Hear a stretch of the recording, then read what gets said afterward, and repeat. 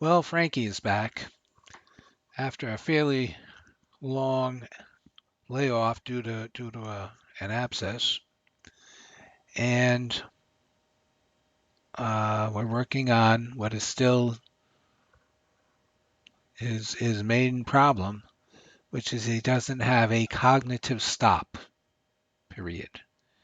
He doesn't really understand clearly that stop means stop, and he doesn't have to pull on the reins or try and run through or keep on going. But when I say stop, he should just stop.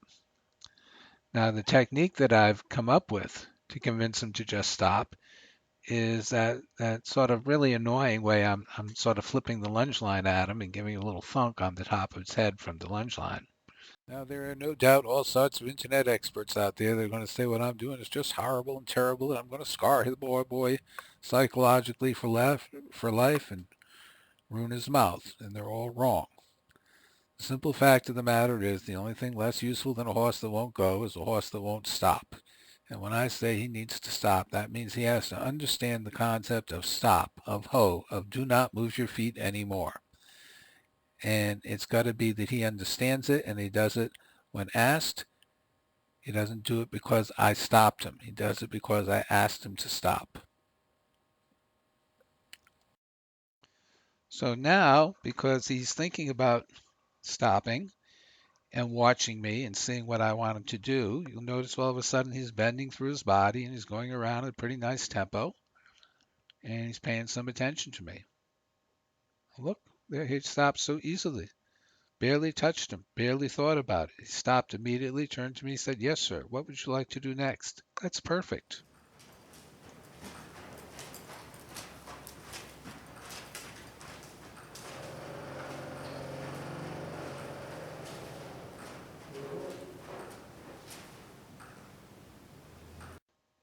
Now, what could possibly be an easier way to stop a horse, easier for the rider and easier for the horse than just teach him to stop when you say ho, jiggle the reins a little bit, or sit up in the saddle a little bit?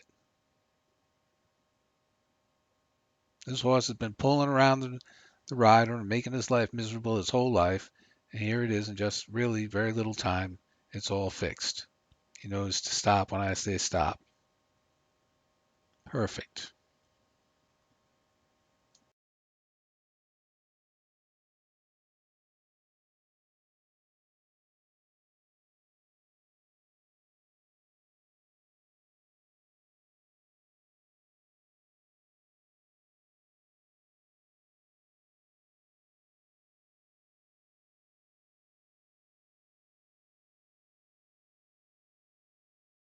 So what could possibly be easier or more gentle on the horse than the way he just stopped there?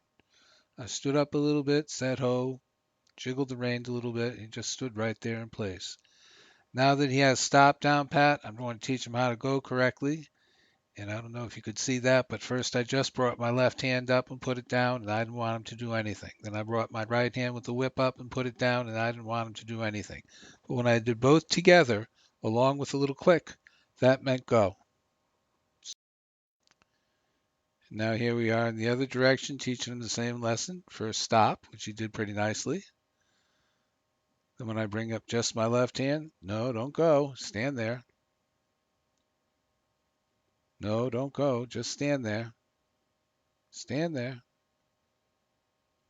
Nope, don't go yet. With both hands, now you can go. See how useful a cognitive stop is? Now I can start teaching him the rest of the language of being ridden. So now that I'm up on him, we can deal with his primary issue. Well, that he didn't know how to be ridden. He didn't know how to bend to move out to the corners, and he was always inverting his bend and falling in around him. And you had no cure because he was just braced against the hand.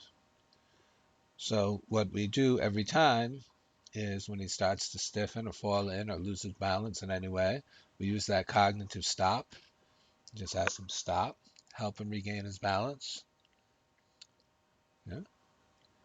There he was racing through instead of listening to me and moving out to the left as we went to the right. But it was no big deal now. I mean, I had brakes. I could just stop him very gently. and help him. Well, there he wanted to do something. I had to stop him again, readjust his balance, move him out a little bit, and then he can move on again. And you're going to see what's happening now is he's starting to understand how to be ridden. And I'll have to do that less and less as we go on because it's much easier and more comfortable. You see that nice bend he has right there? It's much easier and more comfortable for him to be ridden and to go around these curves and corners by bending and moving out to them than by stiffening and falling in around them. Horses don't want to be out of balance. That's their least favorite thing in the whole road to do. Well, you can't teach him anything, including how to balance, if he's just braced against your hand or not listening to it at all. And here we are. You can see the lovely bend to the left, and now watch. I move him right out, and you see the bend changing to the right. Not as good as it could have been. Had to make a few adjustments, but we were able to keep going.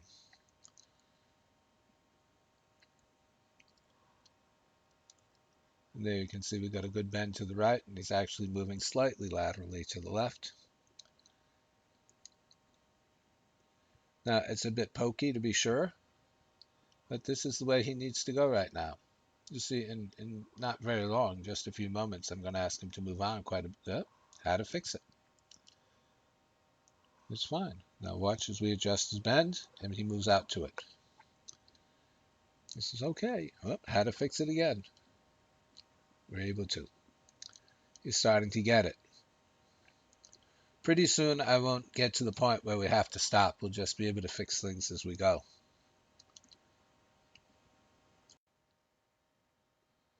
And here we are. Now watch as he gets stuck again. Oh, wanted to brace again. How to stop him again. Oh, wanted to brace again. How to stop him again. Oh, how to stop him again. And there he says, "You mean this?" Yes. And now we can go. I think he gets stuck again one more time. All right.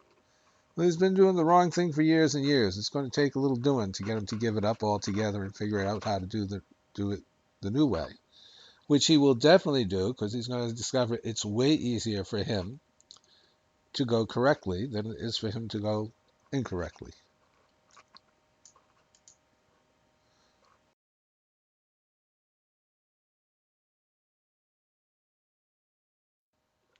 And here we are a few minutes later. And at this point, I'm actually encouraging him to move on. I would not be disappointed if he actually trotted, but he was not going to trot today.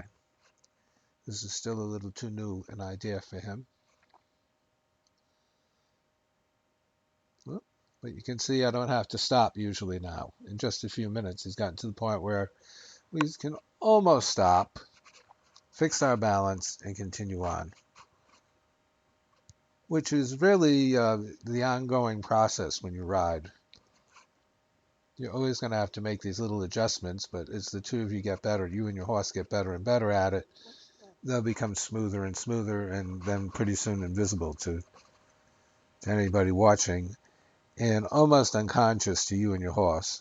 It'll be just like you fix your balance all the time while you're just walking along. You don't think about it, you just do it. And that's the way it'll be when you're riding. You and your horse will just know how to stay in balance. Come on, buddy.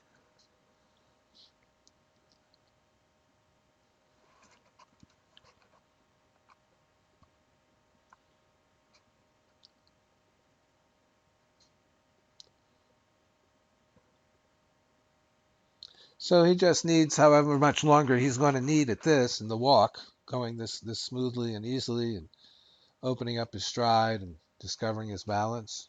Look at how long and elegant his frame is getting there. He can use his back. He's beginning to get basics. This is what it looks like. If you don't have this with your horse yet, go back and get it.